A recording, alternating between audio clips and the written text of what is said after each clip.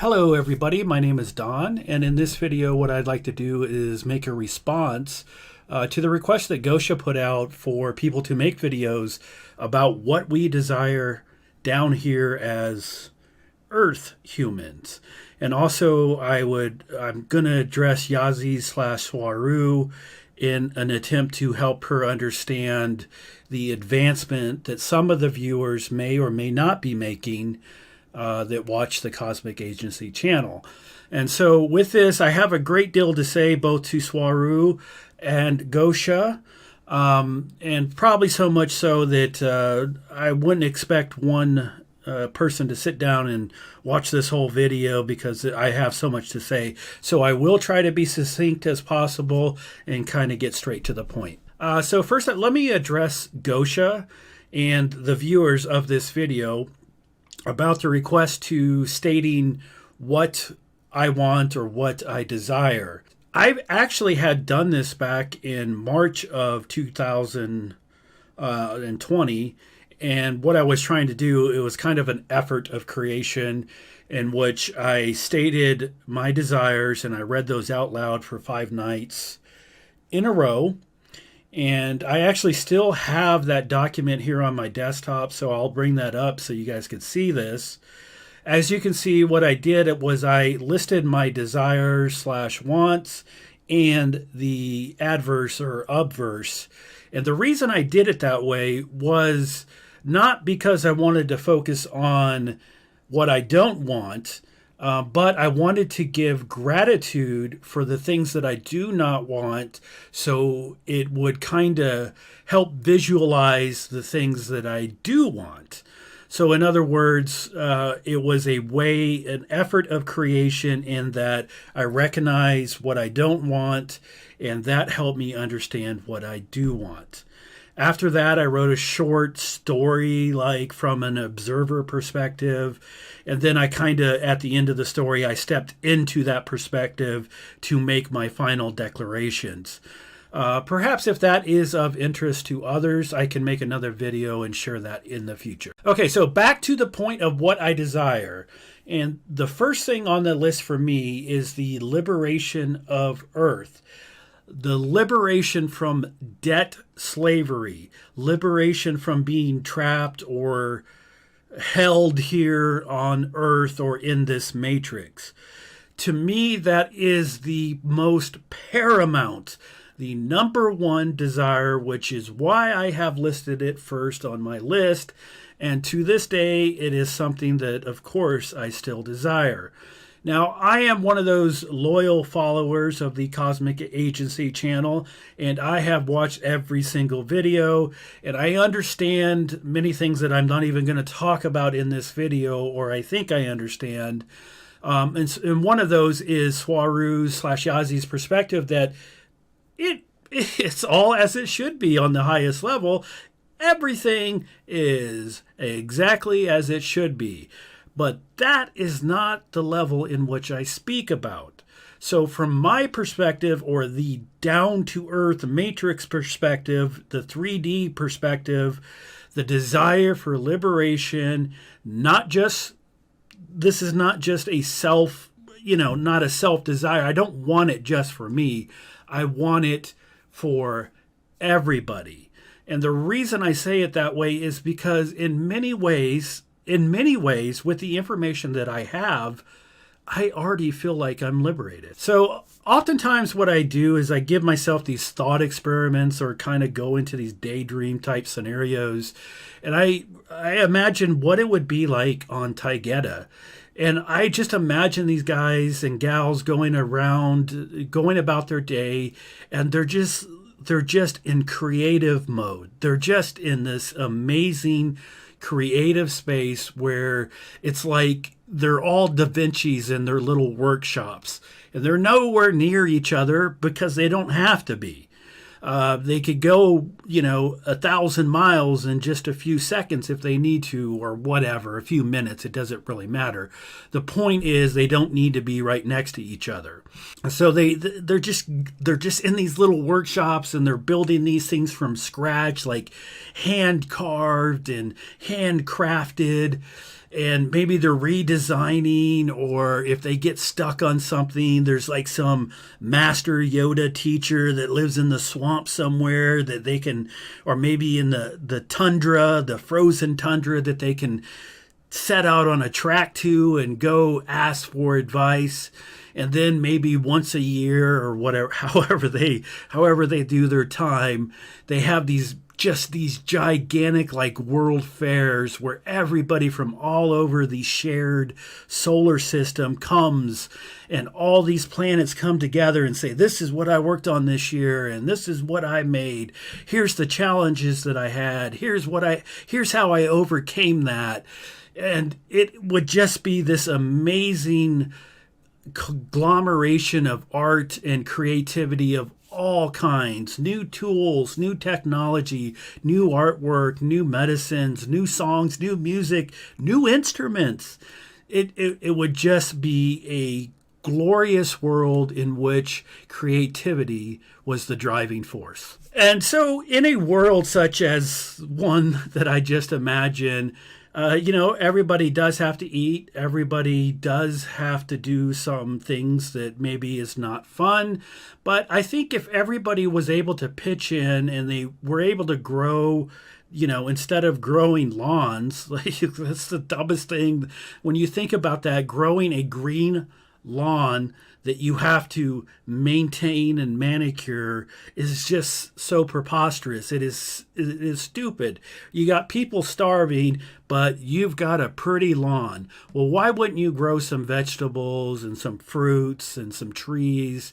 And if everybody did that, there would be no food shortages. And if there were, technology and creativity would be so advanced that you could use machines if you had to supplement some of those harder seasons, if that even exists.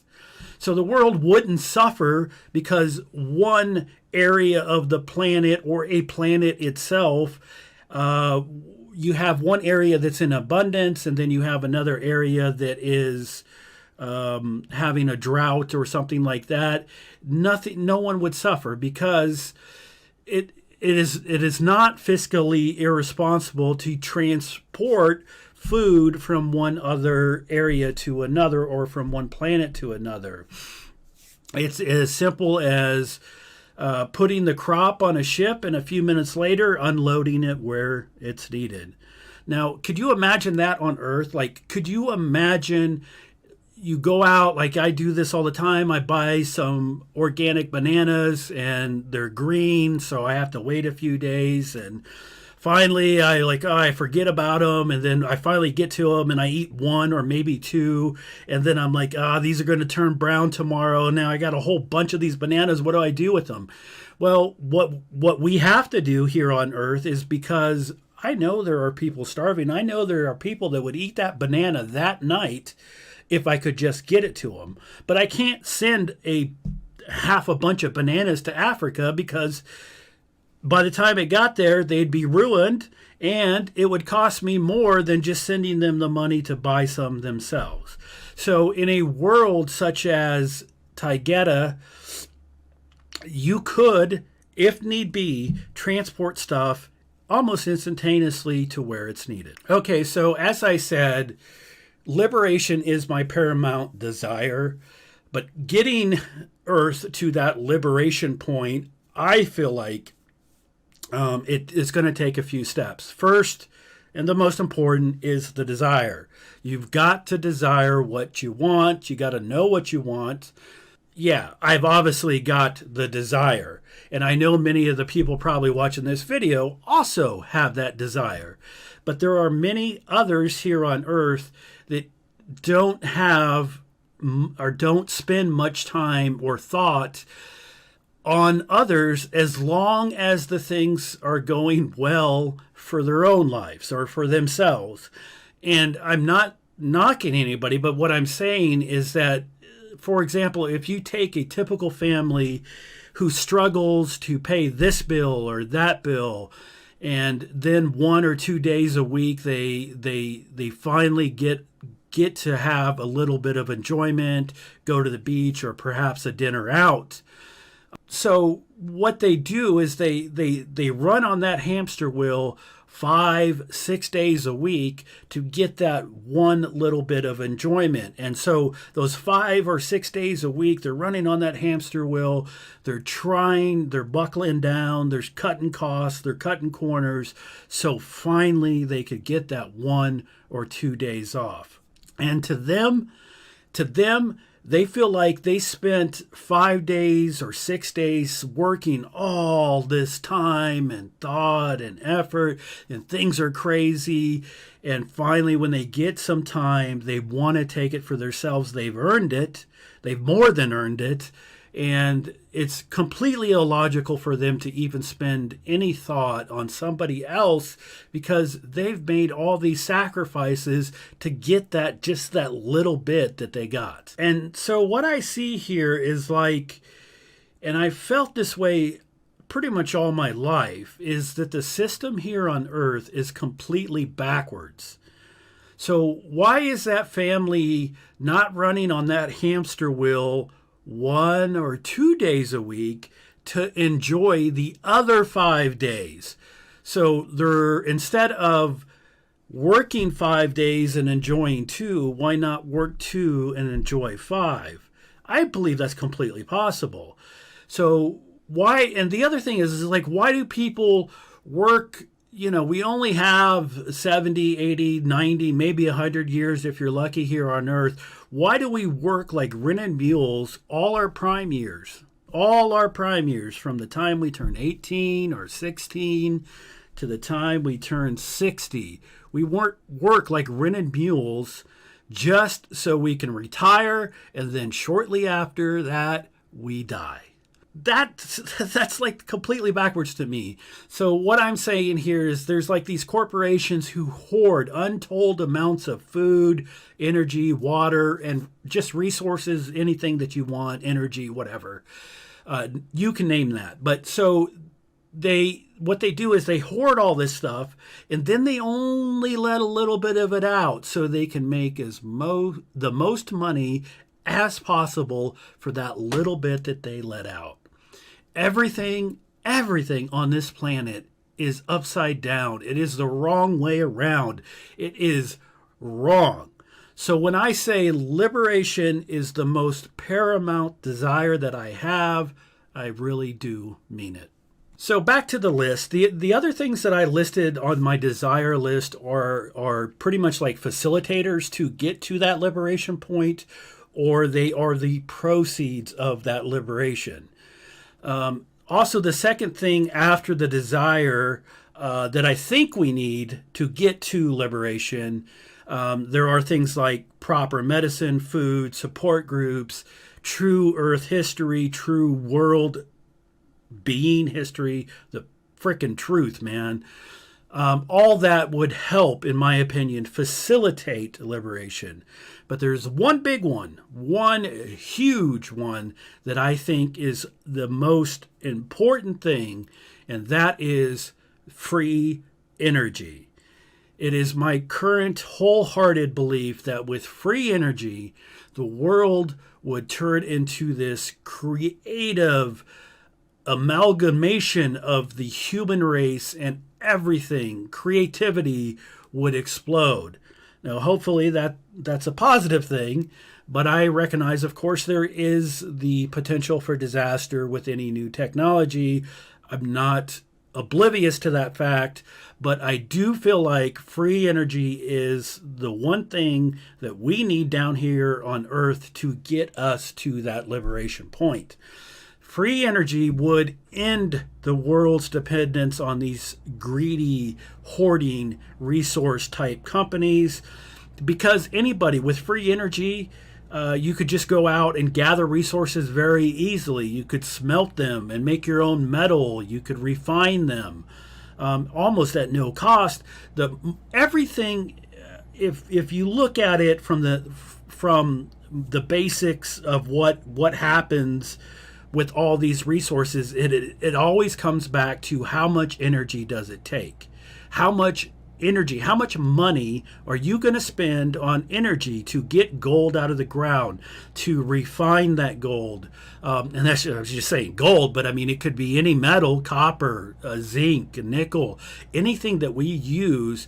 It just takes tremendous amount of energy to gather, process, and then finally refine, and then melt, and then form. All these things to get to that final product takes just ungodly amount of energies, and thus that is where all the monetary cost comes from. So if we had free energy, we could do that. You just go out and do it yourself with simple tools that would run, just do it yourself. And then the other thing is like there's areas of the world where they don't have access to fresh water. Well, with free energy, you can make desalination plants that could refine the ocean water and make it completely drinkable. That's another thing that is so cost prohibitive because of the cost of energy that it takes to take the salt out of the water. This would open up the earth in ways that we could barely even imagine. And I've spent a lot of time imagining this stuff. I think that with free energy, creativity would flourish, limited only by our own imagination. And I believe as a group, our imagination is infinite. Yeah, so these are the beliefs that I've had for, like I said, as long as I can remember. I oftentimes will think about them, and sometimes, there's people that ask you about what you think. They don't really care. But if they will listen to me, I will share them freely. Of course I will. But I do feel like it mostly falls on deaf ears. And so I really do get Yazi's assertion that it's very much like you're a Jedi. Knowing what you know, knowing there are very few out there that will listen to you, and those that actually do listen to you are branded as rebels, and they're shunned by society henceforth. So you go about your little life, you right the wrongs that you can, and occasionally you might strike a major victory or two against the machine or the matrix, but in the end, it's just you fighting a system that wants to throw you out for being a constant nuisance. So here I am, there you are, what's next? So now I'm going to try to, that was for Gosha, so now I'm going to try to address Swaru, Yazi, to the best of my ability. And first, let me just say, with the most humble gratitude that I can muster, thank you for being the Jedi Master that you are. I know that training us little Padawans down here must take a tremendous toll on you. So thank you for every tired night, every battle that you fought, every wrong that you have righted, and each whisper of use the Force you strike out, because down here we really, really need to hear it. So thank you, Yazi Swaru, from the bottom of my essence. So let's get on to it. One of the first things that I feel like, Swaru, Yazi, that you might be thinking about is like, have I learned anything? Have I grown? And my personal self-assessment, I would say leaps and bounds. Like, it's like a Christmas present every time Gosha. I know a lot of people probably feel like this, but like when I see a video from Cosmic Agency, I'm like, oh boy, it is so exciting to get that new information. And it means a lot, and it makes you think, and it makes you grow. I love how you freely share this information, and I see like what was said. As I said, I've watched every one of these videos, some of them multiple times, and I've seen like what you said 2 years ago and how it still relates to what you say today. And it's like you have taken us on this winding serendipitous path, but it all connects. And so, for example, like long ago, you told us when the subject of NASA come up, you said humans, you just, it's impossible for you guys to leave the Van Allen belts with your Earth technology. And perhaps it was stated at then, but if not, I do think it's important to point out what some people may have missed is what you said doesn't mean that humans hadn't left with non-Earth technology.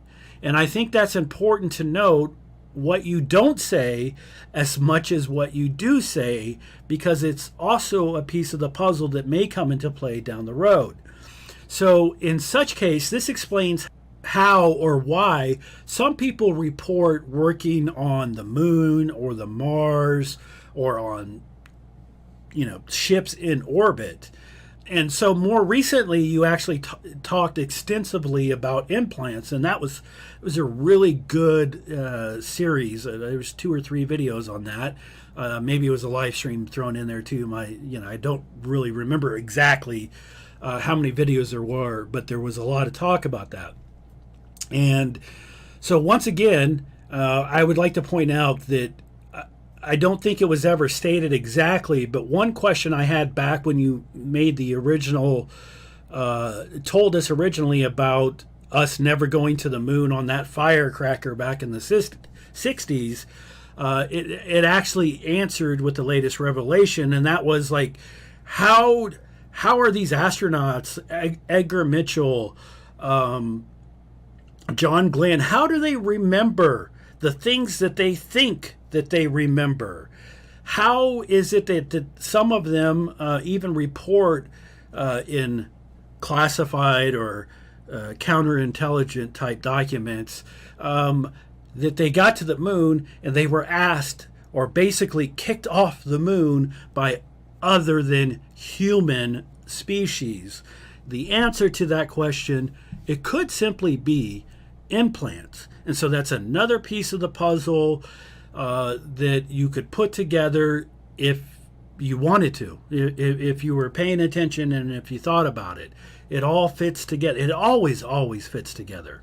All right, so Swaru, Yazi, and viewers, if you'll allow me, I do want to say something about the Federation.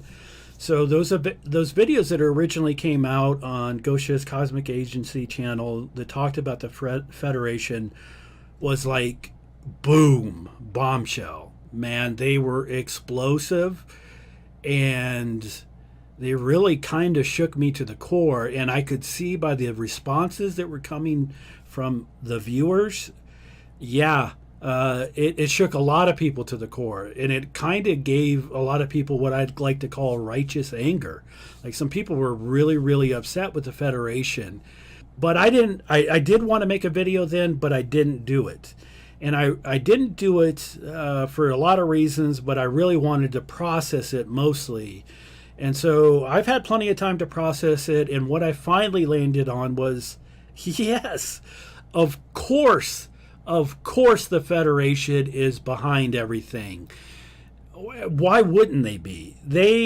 If they are in charge of the 3D matrix, they have to control both sides, both the positive and the negative, and I know that depends on your perspective. So of course they are. Of course they are. Now, what I do have a problem understanding, and I think a lot of people may share this same belief, but I don't understand how the Federation can tolerate some of the most heinous atrocities ever dreamed up. Like, I couldn't dream up the stuff that I'm seeing or hearing reports about, and just because you hear it doesn't mean it's true. I understand that.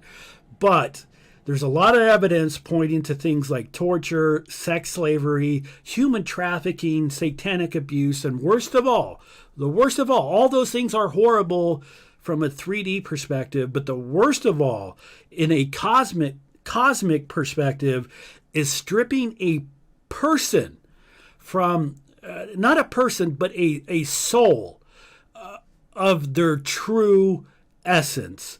To me, that is not crimes against humanity. That is cosmic level crime. And I feel like there has to be like some red line that even the all powerful Federation dare not cross. And but it doesn't seem like there's a problem with that. Maybe there is, maybe there isn't. I don't know, but I feel like there should be. Given if all that stuff is true, perhaps at some level this is truly all just a big freaking game. And the metaphor that I always think of is the young man who is deathly afraid of heights, but he somehow manages to overcome it just enough to go on a roller coaster ride with his buddies. And while he's up there, he gets to the top, and and the whole time he's shaking, he's in fear. He finally gets to that top, he's screaming for mama, and he hates it, and he doesn't know how anybody ever talked him into getting on this stupid roller coaster. He knows he's going to die. He knows it, and then the ride ends, and he gets off safe and sound. And then he thinks to himself, yeah, that was pretty fun. I'll do that again. And the cycle repeats. I wonder if that's what it's going to be like. I wonder if I'm going to wake up from this little adventure completely forgotten the terror of it all and say, man, that sure was fun. Let's do it again. I sure hope not. And I wouldn't say this in the strict definition of the word torture, but it is almost like all of us down here are torturing ourselves for that little rush of excitement for when we finally get off this matrix world safe and sound. And if that is true, I wonder how bored are we really? Now, I often think about boredom and the case of boredom as it is. I do remember watching the movies Superman as a young boy. And, those movies back in the 80s, they were really cool. And I remember thinking, Superman has all these cool powers, and it would be so cool to be able to go around helping all these people. But then at the end of the day, this guy, he can't die. And that's got to get lonely. So in that regards, I guess it's like we trick ourselves into thinking that we're mortal and we can get hurt, and we can really suffer, only to eventually realize none of that is true.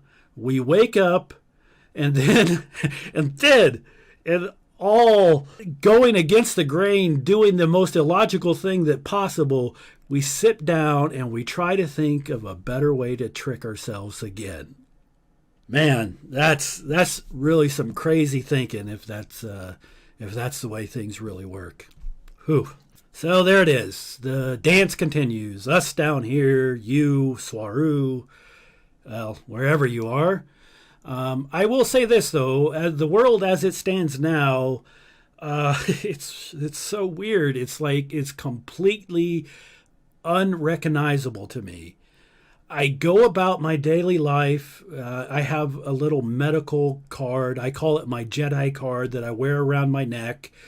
I watch everybody else believe this lie and pretend to believe the lies because it's neat. It's easier to pretend than it is to not wear a face mask. And then every now and then somebody will ask me why I'm not wearing a face mask, and I'll say I got a medical condition, and it's like I'm like Obi-Wan Kenobi saying, these are not the droids you're looking for. And they say, oh, okay, move along. And that's it. And then the people that actually ask me, where'd I get that card? I happily shared it. I say, hey, go here, go get it. They're only $10. And they never do. They never do. So I go about my little life with my little card, my little Jedi tricks, and I don't fall for the lies for now. I don't have to. But the world as I see it, I feel like I can completely see their world. Like on this side of the fence, I see their world for the pack of lies. It's just a huge pack of lies. And yet I don't infringe on them. I don't bring the fight to them because I know there is a better way. And I also know that if I did bring the fight to them, if I did stop the people and say, hey, why are you wearing a face mask in your car by your freaking self? You're going to infect yourself? It makes no sense to me. But I know if I stopped every person, none of them, not a single one of them would hear me if I did. So in a way, I do kind of understand them not wanting out of this matrix because it is lonely on the other side. Once you figure it all out, once you know it's all lies and you see people but you can't do anything about it, it does get kind of lonely talking to yourself. So I guess I'll try to wrap this all up. Let me try to piece a couple things together. You see that I have this desire down here that everybody wakes up, what I call liberation. We together collectively shed our darkness, our past. We accept it for what it is. It was a learning experience. You don't know what you want until you know what you don't want. And you don't know what you don't want until you know what you want. So you get them both at the same time. And then we learn, we grow, and we go forth into the galaxy to learn more and grow more. So from the 3D perspective, we seem to have the same desires that we do from the soul level, growth and expansion. Yet, as the Federation deems it a risk, or at least that's what we've been told, we are a risk to them to go out. So we are fixed in our little experience, in our little matrix. But I have to ask this question, why can't the experience grow as we do? And there's one other thing that I have to bring up, and I always worry about Mother Earth, Gaia, Mother Gaia. From what I understand, the Federation has placed the Matrix on Mother Gaia. 6, 7 times? And they are holding her in perpetual chains. It's like being trapped in a snow globe that she can't escape. And I don't know. I just have this feeling that the Federation itself, the whole of it, all levels of it, it has to be perhaps getting ready for a collective awakening of its own. And so the last notion I will put forth is that of duality. I've talked about it in this video quite a bit, but what a crazy thing it is. Like, for one would think that if we were in a world that was all love, everything would be great. And I know the Law of One talked about that as well. That's how it kind of used to be. But for us, that's not the way it works, of course, because you cannot understand love, not completely, not in the logos of duality, without also having the opposite. So to understand the opposite, we, you, I, however you want to use those pronouns, we've manifested. We have manifested the opposite so we can understand what it is that we want.